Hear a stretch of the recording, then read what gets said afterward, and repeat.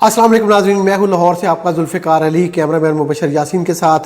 जुलाई की है आज तारीख़ 28 और साल है 2023, जबकि देसी महीने सावन की है आज 14 तारीख़। काफ़ी अरसे के बाद और काफ़ी दिनों के बाद मैं आज पाकिस्तान रेलवेज़ पे बात करना चाहता हूँ। पाकिस्तान रेलवेज़ के 1,35,000 पेंशनर्स हैं, जिनमें से अक्सर का मेरी आपने देखा होगा वीलॉग पे कमेंट्स भी हैं और मेरी ज़ाती फ़ोन पे उनके मैसेजेस भी हैं कि आपने रेलवे को छोड़ क्यों दिया है, रेलवे के बारे में बात क्यों नहीं कर रहे, और पेंशन का हमें बताएं कि नया जो माली साल शुरू हुआ है उसमें हमारी जो बढ़ के पेंशन आनी थी उसका क्या बना है, तो कब मिलेगी। ये सवाल का जवाब आज देना है आपको, बहुत अहम इंफॉर्मेशन देनी है पेंशनर्स को। रेलवे के आज चौथे सीईओ जो हैं वो लग गए हैं। शाहिद अजीज़ साहब 1 साल के दौरान, सवा साल के दौरान, जब से ख्वाजा साहब आए हैं, तो इतना बड़ा डिपार्टमेंट है, इसके अंदर इतना हिडाकिज़म चला है कि 4 चीफ एग्जीक्यूटिव ऑफिसर्स चेंज हुए सवा साल में। जैसे पंजाब में आईजी चेंज हुए तो रेलवे में सीईओज चेंज हुए। इसकी क्या ज़रूरत थी, क्यों ये फैसला ख्वाजा साहब ने किया, क्या मजबूरी थी कि इतने बड़े डिपार्टमेंट को एक मुस्तकिल सीईओ वो क्यों नहीं दे सके, क्या चक्कर क्या है। और दूसरा ये है कि पाकिस्तान रेलवेज़ के अंदर अफसरों के दरमियान आपको पता है कि मुख्तलिफ सर्विसेज हैं, सिविल इंजीनियर्स हैं, मैकेनिकल इंजीनियर्स हैं, कमर्शियल ट्रांसपोर्टेशन के और CSP ऑफिसर्स हैं। तो इनके दरमियान में एक रस्साकशी हमेशा से जो है वो मैंने देखी चलती रहती है।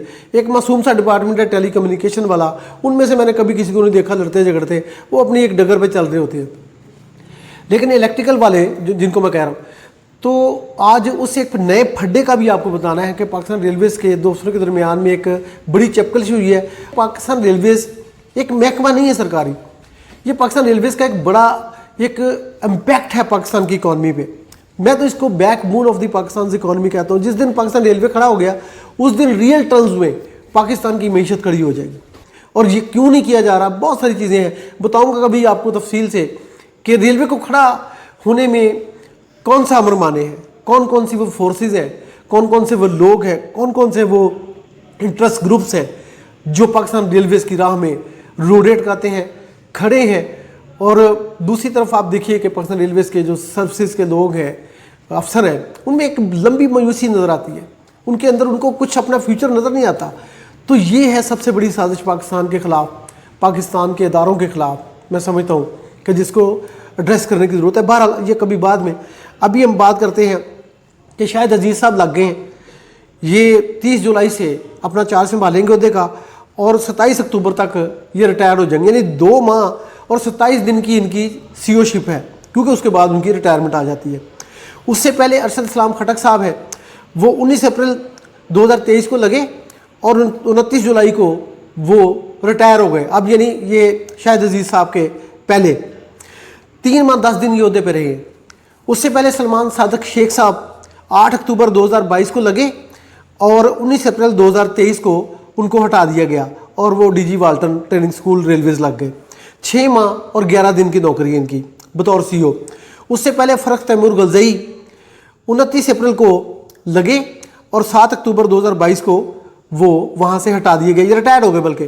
तो 5 माह के तकरीबन से कुछ ज़्यादा की इनकी नौकरी है। ज़फ़र जमान रांझा साहब 28 फरवरी में 2022 को लगे पिछली हुकूमत में और 29 अप्रैल को वो मौजूदा वज़ीर रेलवे ख्वाजा साद रफ़ीक के दौर में वो वहाँ से तब्दील हुए और वफाक में वो वफाकी वज़ारत रेलवे में वो additional secretary in charge Pakistan Railways लगे और चेयरमैन हो गए। खैर ज़फ़र जमान रांझा साहब को छोड़ते हैं, लेकिन बाकी सवा साल में 4 सीईओज़ लगे हैं।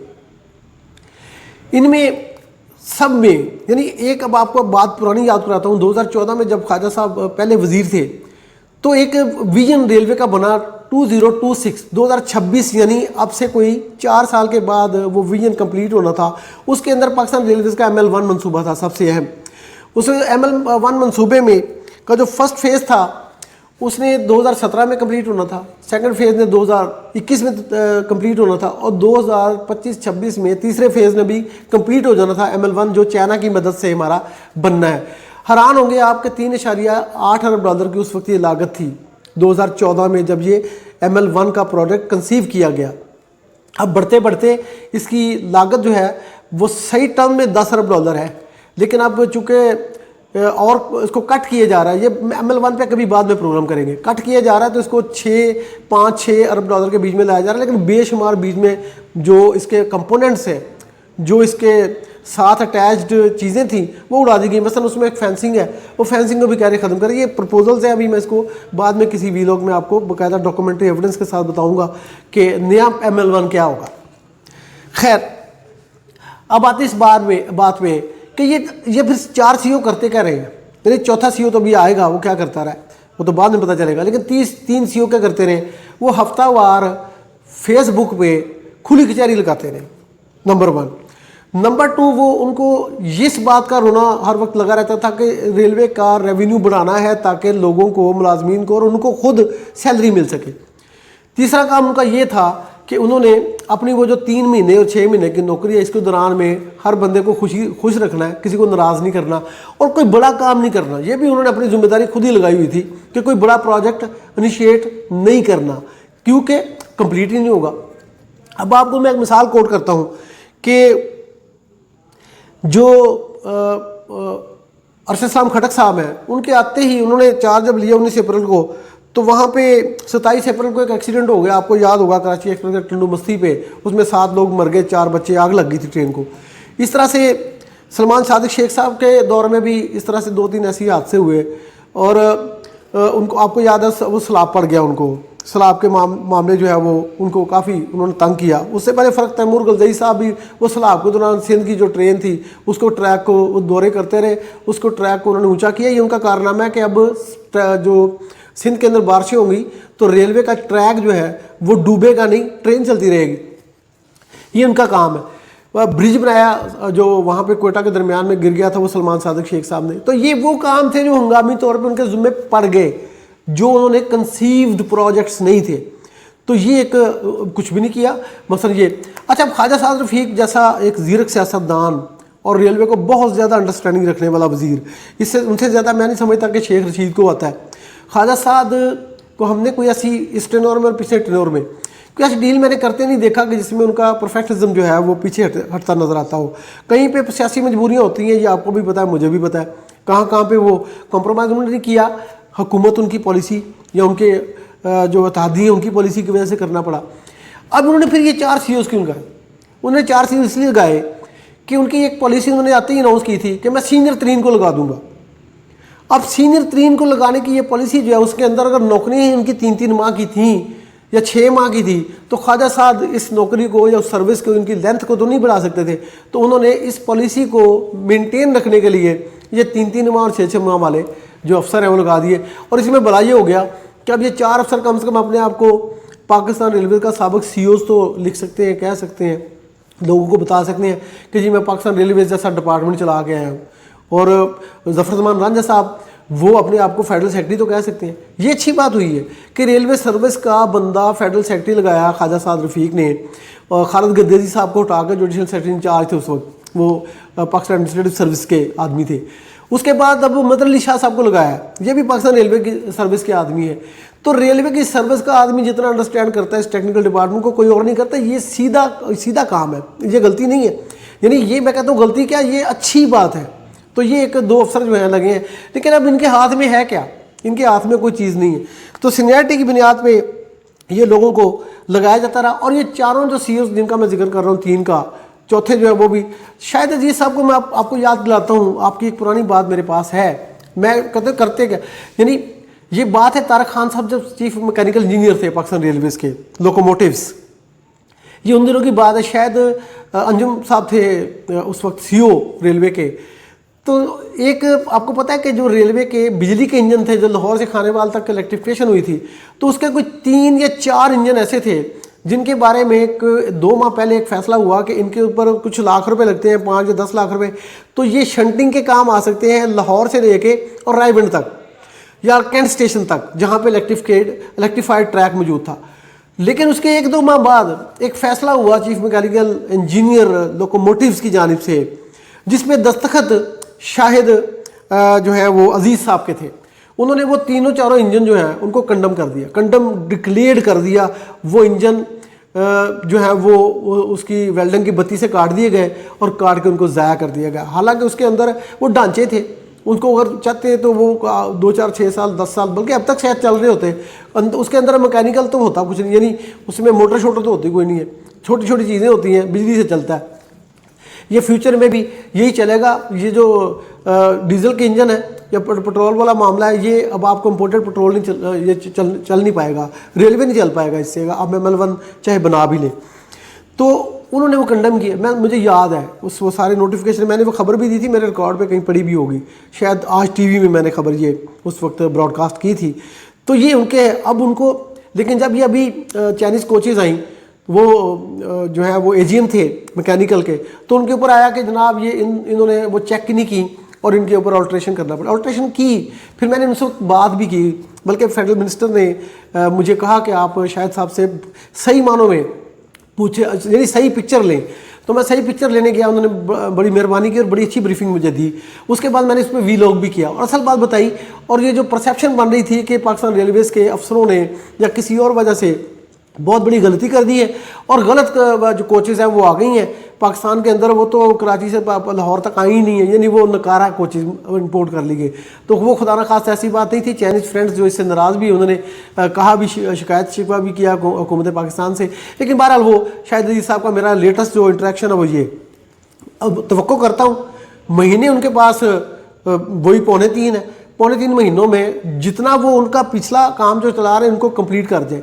میں آپ کو بتاؤں, لوگوں کے پاس اگر 3 مہینے بھی ہونا, وہ 3 مہینوں میں اپنا وہ کام کر کے جاتے ہیں جو مدتوں یاد رہتا ہے. اس کی کئی مثالیں کی دی جا سکتی ہیں, اس وقت ویلاگ لمبا ہو جائے گا, اس کی ضرورت نہیں ہے. اب آتا ہوں میں آخر پہ پینشن کی بات کروں گا. اب آتا ہوں میں وہ پھڈے کی یہ کیا ہو کہہ رہا ہے. پھڈا یہ ہے کہ 3 اگست کو ایک ہفتے بعد جو سینٹرل سروسز بورڈ ہے اس کا اجلاس ہونے والا ہے, جس کو چیئر کرتے ہیں فیڈرل پبلک سروس کمیشن کے چیئرمین, اور ساتھ میں شریک ہوتے ہیں مختلف منسٹریز کے سیکرٹریز اور اسٹیبلشمنٹ ڈویژن کے سیکرٹری.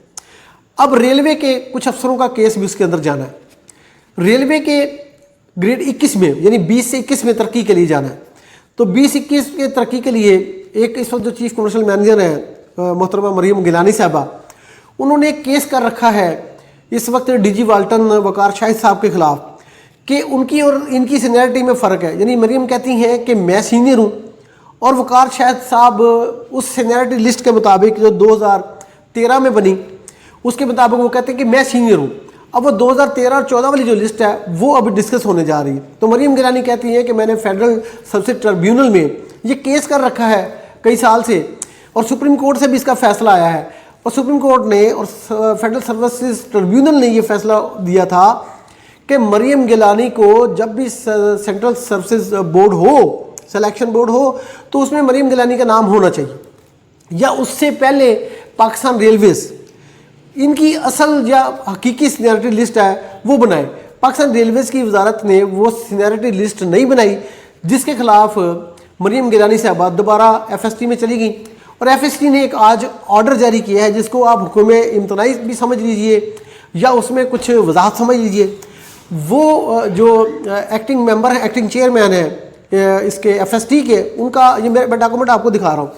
اس میں یہ لکھا ہے کہ جو سروسز سلیکشن بورڈ ہو رہا ہے اس کو 3 اگست کو, اس کے اندر مریم گیلانی صاحبہ کا نام شامل کر کے کیا جائے, اور تب تک یہ فیصلہ حتمی نہ سمجھا جائے جب تک فیڈرل سروسز ٹریبیونل اس کیس کا حتمی فیصلہ نہیں دے دیتا. یعنی ابھی انہوں نے ایک طرح سے حکم امتناعی جاری کیا ہے. اب اس اجلاس میں جو لوگ جانے ہیں, یا پھڈا پہلے بتا دوں وقار شاہد کا اور مریم گیلانی کا پھڈا کیا ہے. وہ پھڈا یہ ہے کہ مریم گیلانی کہتی ہے کہ جب گریڈ 17 میں ترقی کا سینیئرٹی کا لیول جو ہے وہ انیشیل گریڈ 17 سے لیا جائے, اس وقت مریم گیلانی کہتی ہے کہ میں سینئر ہوں. لیکن بعد میں وقار شاہد صاحب کا جو کیس ہے وہ کسی اور طرح سے فریم ہوا, اور انہوں نے یہ پروف کر دیا کہ نہیں, مریم گیلانی نہیں, وہ سینئر ہے. تو 2000 جو ہے میں آپ کو بتاتا چلوں, 2013 میں جو لسٹ تھی سینیئرٹی لسٹ, اس کے مطابق وہ وقار شاہد صاحب سینئر ہو گئے.